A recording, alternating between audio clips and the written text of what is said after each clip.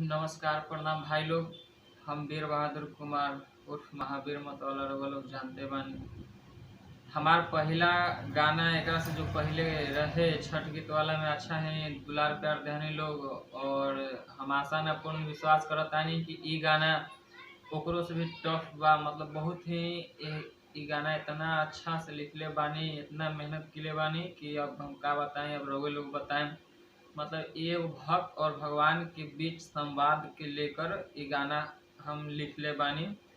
और हमरा मतलब उम्मीद हवे कि गाना बहुत ही सुपर हिट होके के चाही। रउआ लोग पूरा गाना सुनी और समझी का कहल जाता है वीडियो में गाना के माध्यम से, और गाना के स्किप मत करी लोग। सो चलिए हम ई गाना के मतलब थोड़ा जो अंकुश भैया गईले बारे वो गाना हम गा के सुना देता नहीं, ओकरा बाद हम जो लिखले बानी गाना छठ गीत वाला गा के सुना दी।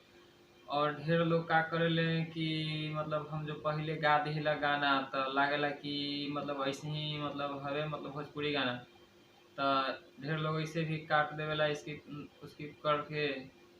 और ऐसे हम एक बार पहले बोला तानी कि गाना के जरूर सुनी, स्किप मत करी, जो भी है सब सुनी गाना फुल देखी वीडियो के। तो आए हम सुनाई अंकुश भैया वाला, ओकरा बाद हम अपन लिखल जो गाना है छठ गीत के वो सुनाई रउआ लोग के।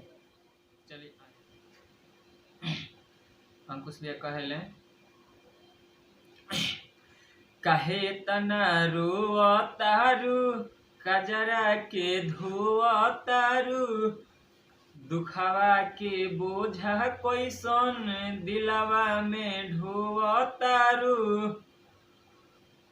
ससुरा से काहे अइलू गावे हे, ससुरा से काहे अइलू गावे हे।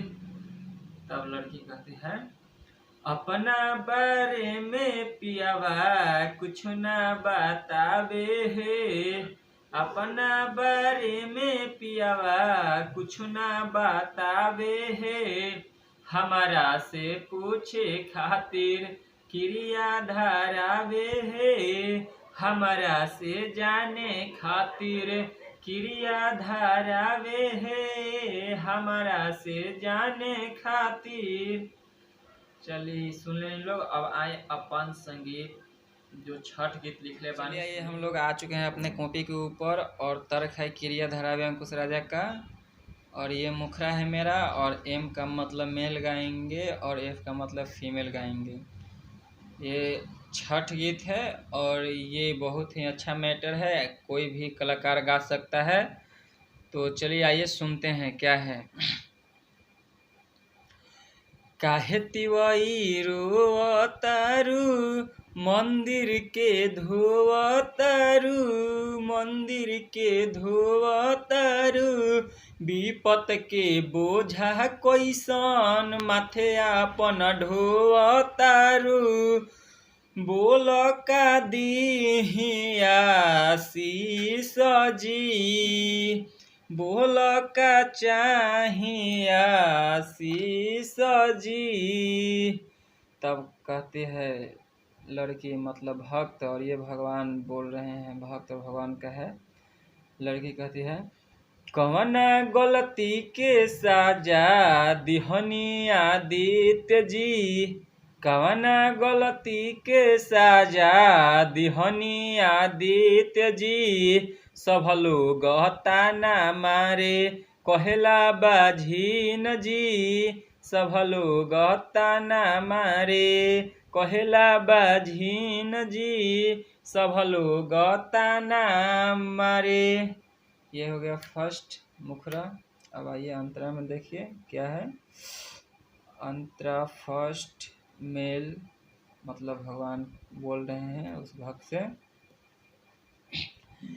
पिछला जन्म के श्राप लागल माथे बा, दोनों प्राणी गलती कइले रहु बात साच बा, रहु बात साच बा। तब भक्त है, हाँ सुनी है सूरज गोसैया, करी अब कवन उपैया, क्षमा दान दी हमनी के परिले राउर पैया। तब मेल कहते हैं, कैल परबई कठिन जी, कैली ह परबई कठिन जी। भक्त कहते हैं कवना गलती के साजा दिहनी आदित्य जी, कवना गलती के साजा दिहनी आदित्य जी। सब लोग ताना मारे कहेला बाझीन जी, सब लोग ताना मारे कहेला बाझीन जी, सब लोग ताना मारे। अब आइए हम लोग आए लास्ट अंतरा जो है दूसरा, इसमें क्या कहते हैं भक्त भगवान, सुनिए। षष्ठी के अर्घ गंगा घाट पतु दीह, सुबह में छठी माई से भीख मांगली ह, भीख मांगली ह। तब फीमेल कहती है हाँ मांगी ले अचारा पसारी, आइल बानी राउरी दुआरी, महावीर मतवाला के बुझिया बतानी लाचारी। तब मेल कहते हैं भगवान दसवें में जाई फल मिल जी, दसवें में जाई फल मिल जी। तब मेल फीमेल कहती है धन्य बाटे महिमा राउर धन्य मोर नसीब जी, धन्य बाटे महिमा राउर धन्य मोर नसीब जी। अब नाही कही केहू हमके बाझीन जी, अब नाही कही केहू हमके बाझीन जी, अब नाही कहिए बाबा। जय छठी मैया। नमस्कार प्रणाम भाई लोग, आपने सुना संगीत कैसा लगा जरूर बताइएगा कमेंट करके। और एक बात जरूर भैया, चैनल को अगर अब तक आपने सब्सक्राइब नहीं किया है तो एक बार सब्सक्राइब कर लीजिए, क्योंकि सब्सक्राइब करने का, लाइक करने का, कमेंट करने का कोई पैसा तो लगता नहीं है।